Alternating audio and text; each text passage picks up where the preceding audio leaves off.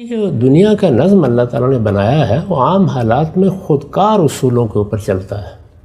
یہ صحیح ہے کہ اللہ تعالیٰ ناراض بھی ہوتے ہیں، لیکن انہوں نے بتا دیا ہے کہ وہ اپنی ناراضی کا اظہار اگر کبھی کرنا چاہتے ہیں، یا جس طریقے سے پرانی قوموں کی داستان قرآن سناتا ہے تو پہلے پیغمبر بھیج کر قوموں کو متنبع کرتے ہیں۔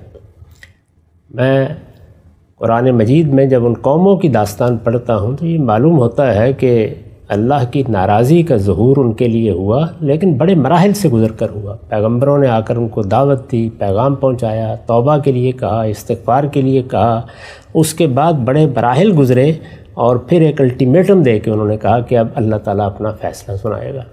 تو اللہ تعالیٰ کا عذاب یا اس کی ناراضی کا اظہار اس طرح ایک ضابطے کے تحت ہوتا ہے، اور اس کو خود قرآن نے بیان کیا ہے کہ یہ میرا ضابطہ ہے اور لن تجد لسنت اللہ تبدیلا، اور میں اسی ضابطے کے ساتھ ہی عذاب ثواب کا فیصلہ کرتا ہوں دنیا میں۔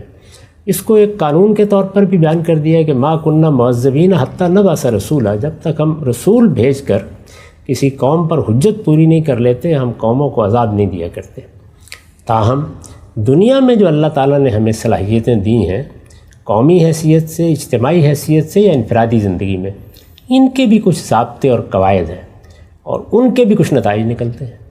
تو اگر میں نے، آپ نے اپنی ان ذمہ داریوں کو پورا نہیں کیا، انفرادی زندگی میں پورا نہیں کیا تو وہاں بھی کچھ نتائج نکلیں گے، اجتماعی زندگی میں پورا نہیں کیا تو وہاں بھی کچھ نتائج نکلیں گے۔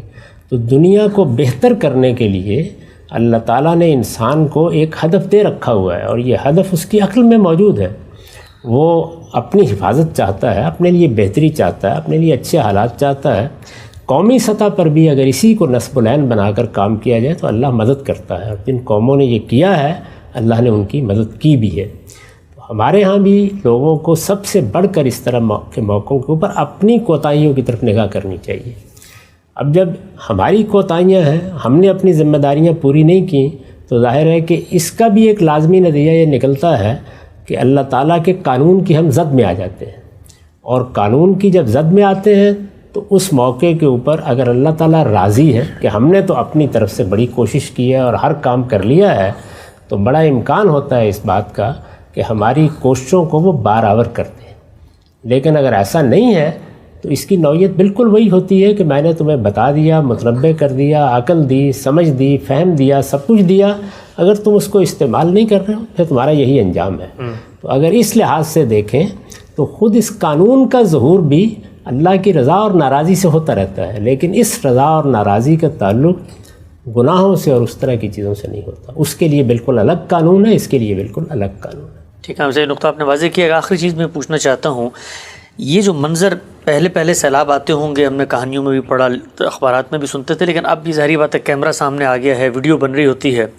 یہ چھوٹے چھوٹے بچے جو ماؤں نے اٹھائے ہوئے ہوتے ہیں، پتھر پہ وہ کھڑی ہوئی ہوتی ہیں ایک سہارا لے کر، اور نظروں کے سامنے پانی کا ریلا پہلے یہاں تک آتا ہے، پھر یہاں تک، پھر کرتے کرتے ان کو بہا کے لے جاتا ہے۔ اس طرح کے منظر، اس پہ بڑے اعتراضات لوگ کرتے ہیں، اور جو لوگ مذہب سے عام طور پہ بہت زیادہ خائف بھی ہوتے ہیں وہ کہتے ہیں کہ بھائی یہ اللہ میاں نے بارش برسائی ہے، یہ اتنی بے رحمی کیسے ہو سکتی ہے ان کے ہاں کہ وہ ایک مطلب چلو آپ نے کہیں کچھ کرنا تھا تو کسی اور جگہ پہ کر دیں، کوئی نوجوان ہے کچھ، یہ مائیں، یہ بچے، یہ بوڑھے اتنی میزریبل صورتحال میں یہ خالق اتنا رحمان رحیم ہے، تو یہ کیسے منظر دکھا رہا ہے زمین کے اوپر؟ دیکھیے، یہ تو جو قانون اس دنیا میں چل رہا ہے پھر اس کو تبدیل کرنا پڑے گا، یعنی پھر آپ کو طے کرنا پڑے گا کہ ماں اور بچہ یہ موجود ہے، پانی آ رہا ہے، ہم نے جو کچھ کرنا تھا وہ نہیں کیا ہے، اب فرشتے آئیں اور اس کو بچا لیں۔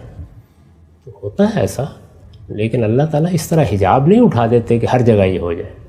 یعنی آپ جب مختلف داستانیں جمع کریں گے تو بہت سے لوگ بتائیں گے۔ میں خود آپ کو بتا رہا ہوں کہ 4-5 سال کی عمر میں ہم لوگ جس سیلاب کے اندر سے نکل کے آئے تھے اپنے گاؤں سے، وہ اس چھت تک پانی تھا اس میں، اور ایک گھوڑے کے اوپر بیٹھے ہوئے، اور میری بہن بھی ساتھ تھی اور میں بھی تھا، میری والدہ تھی، کوئی مرد نہیں تھا جو ہمیں ساتھ لے کے آئے۔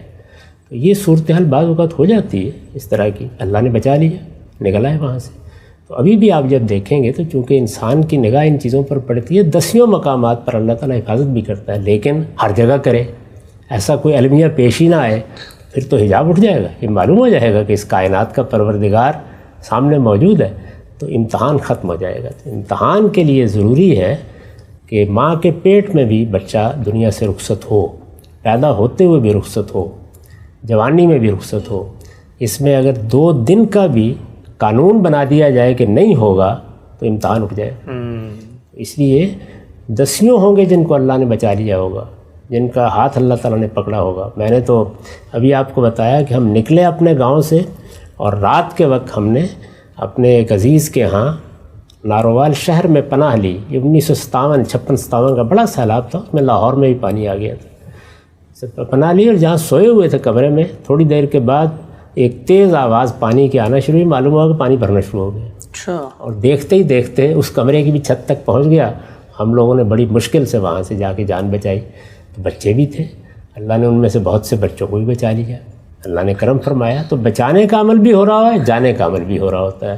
اس کو علی الاطلاق کر دیا جائے کہ کہیں ایسا المیہ پیش نہیں آئے گا، میں نے عرض کیا کہ پھر تو امتحان ختم ہو جائے.